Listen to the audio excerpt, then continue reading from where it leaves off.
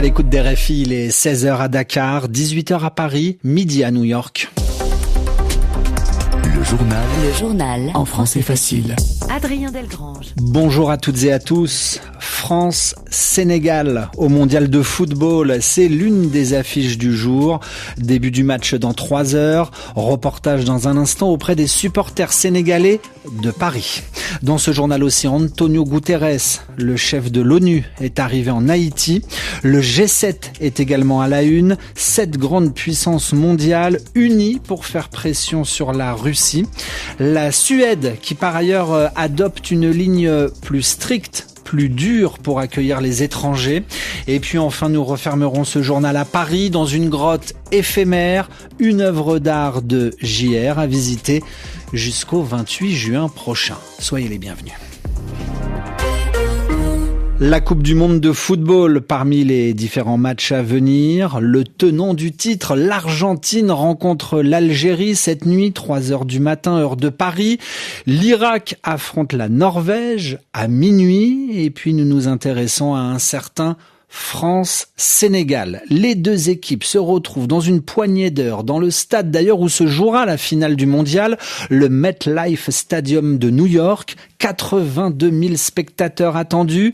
Quant aux téléspectateurs, ils seront aussi nombreux à suivre la rencontre à distance. Notre reporter Laurence Théo est allé à la rencontre des supporters de Paris, des supporters sénégalais qui vivent à Paris, dans le quartier de Château-Rouge. Le maillot vert de l'équipe du Sénégal est exposé en vitrine.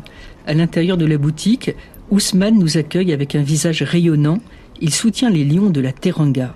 La victoire insolente du Sénégal contre la France en 2002 est restée intacte dans sa mémoire. 2002, 1-0.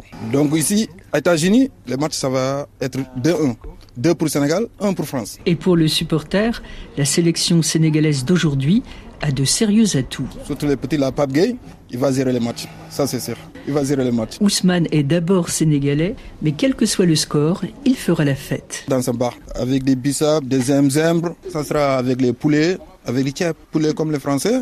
Comme Sénégal. Du poulet pour les Français, mais surtout un combat entre coq et lion, selon ce petit groupe de supporters. C'est un match intéressant parce que la France, ils ont des joueurs qui sont chauds. Et voilà, le Sénégal aussi, ils ont une bonne équipe. Ça va être du lourd parce que... Ouais, les coqs là, ils vont se donner aujourd'hui pour qu'ils vont les manger. Moi, je vais supporter la France. Je serai devant ma télé avec des amis, pareil, pour regarder le match. Les femmes ne seront pas en reste. Elles suivront également le match avec ferveur. Je pense que les Bleus se sont bien préparés pour apporter cette fois-ci encore cette coupe. Les Sénégalais, ils dorment pas, ils sont réveillés. Et comme ces supportrices ne manquent pas de fair play, elles disent d'une même voix que le meilleur gagne. Antonio Guterres est en Haïti à bord d'un hélicoptère. Le secrétaire général de l'ONU est arrivé ce matin à Port-au-Prince. C'est une visite de solidarité, a-t-il déclaré dès son arrivée, et d'ajouter: la situation ici est désespérée, mais il y a tout de même des lueurs d'espoir. Mon message à la communauté internationale: cessez de détourner le regard. Nous devons être aux côtés d'Haïti. Le G7 unis pour faire monter la pression sur la Russie. Les dirigeants du G7, Donald Trump en tête, ont affiché aujourd'hui une volonté lors de ce sommet à Évian, volonté d'intensifier la pression sur la Russie via des sanctions pour tenter d'arrêter la guerre en Ukraine. L'annonce la plus attendue est venue du président américain. Donald Trump annonce rétablir des sanctions, notamment en ce qui concerne le pétrole russe. Eh bien, bientôt nous allons pouvoir le faire parce que le pétrole coule à flot désormais. Nous avons suspendu des sanctions parce que nous ne voulons évidemment pas pénaliser les États-Unis. Nous serons bientôt en mesure de le faire. Donald Trump au sommet du G7. Pendant ce temps-là, merci l'Iran.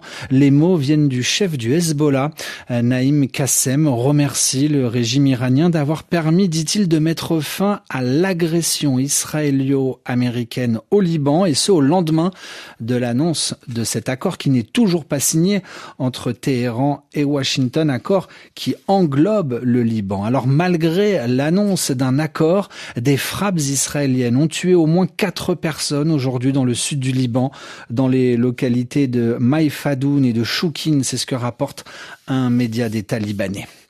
Il est 18h05 à Paris. Dans l'actualité européenne, la Suède décide de durcir sa politique migratoire.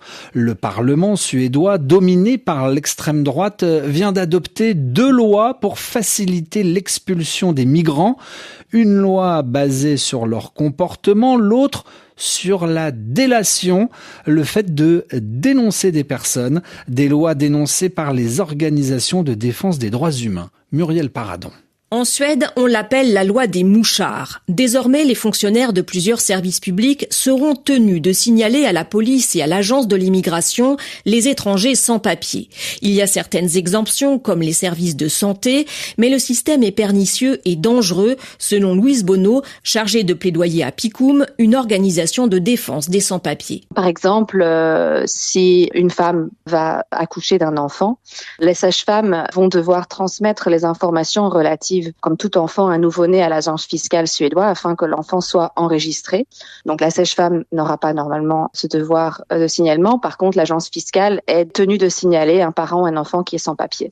Donc du coup, rien que le fait d'avoir un enfant va faire qu'on aura quand même ce partage d'informations et ça fait que clairement l'exemption accordée aux professionnels de santé ne constitue pas une protection réelle pour vraiment l'accès à la santé, dont dans cet exemple, une femme qui accoucherait. Les migrants vivront désormais dans un climat de peur, dénoncent les ONG. Surtout qu'une autre loi a été adoptée hier par le Parlement suédois. Elle permettra de révoquer les permis de séjour aux migrants en fonction de leur comportement. Il ne s'agit pas seulement d'éventuels délits, selon le texte, mais aussi de façon de vivre de ces migrants et de leur moralité. Muriel Paradon, un tremblement de terre en Indonésie.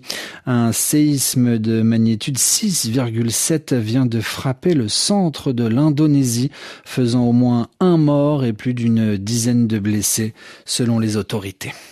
Refermons ce journal à Paris, où nous allons visiter cette caverne, la caverne du Pont-Neuf, une œuvre spectaculaire imaginée par l'artiste JR, ouverte au public seulement depuis hier. Alors il faut imaginer une imposante toile qui recouvre le Pont-Neuf, c'est ce pont qui enjambe la Seine en plein cœur de Paris. Cette toile est longue de 120 mètres pour une largeur de 20 mètres. Elle avait été déchirée par le vent, d'où ces quelques jours de retard avant son ouverture. Visite Chloé Edouard. Malgré quelques intempéries au moment d'installer l'œuvre, ça y est, les visiteurs peuvent enfin entrer dans la caverne du Pont-Neuf. Ce bourdonnement assourdissant, mélangé à une odeur de roche humide, immerge les visiteurs dès les premiers instants. On se croirait vraiment dans une grotte, en plein cœur de Paris. C'est effectivement une très belle caverne, pas tellement linéaire, enfin avec beaucoup de cavités. C'est très surprenant d'être ici à Paris, de voir ça. C'est bien travaillé parce que c'est pas quelque chose d'oppressant. C'est supposé peut-être ressentir ce qu'on ressent dans une caverne, avec peut-être un bruit des extérieurs un peu assourdissant. Et ça se mélange bien avec le travail qui a été fait sur les odeurs aussi. Moi j'adore. La caverne de l'artiste JR plonge les passants dans les entrailles d'une carrière de calcaire, comme celles qui sont sous terre à Paris. C'est d'ailleurs cette pierre qui a été utilisée pour construire le Pont-Neuf, comme l'explique un des médiateurs culturels chargés de l'accueil des visiteurs. C'est une sculpture gonflable qui permet de donner la forme générale à l'œuvre. Et après, en fait, ce qu'on voit à l'intérieur et à l'extérieur, c'est une toile en polyester qui a une impression photographique dessus. Le tout, c'est pour représenter des carrières de calcaire. Et c'est les carrières de calcaire qui a été utilisées donc, pour construire le Pont-Neuf à l'époque. Ce n'est pas la première fois que le Pont-Neuf est emballé. Il y a 40 ans, 2 autres artistes avaient déjà empaqueté d'un immense tissu le plus vieux pont de Paris.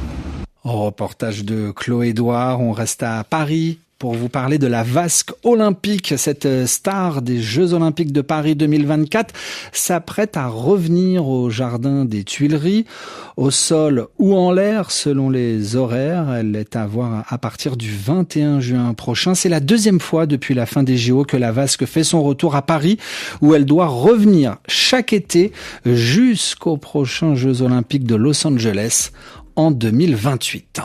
Ainsi se referme ce journal en français facile. Comme vous le savez, vous pouvez le retrouver à tout moment pour le lire et l'écouter en simultané sur notre site internet françaisfacile.rfi.fr. À demain pour une nouvelle édition.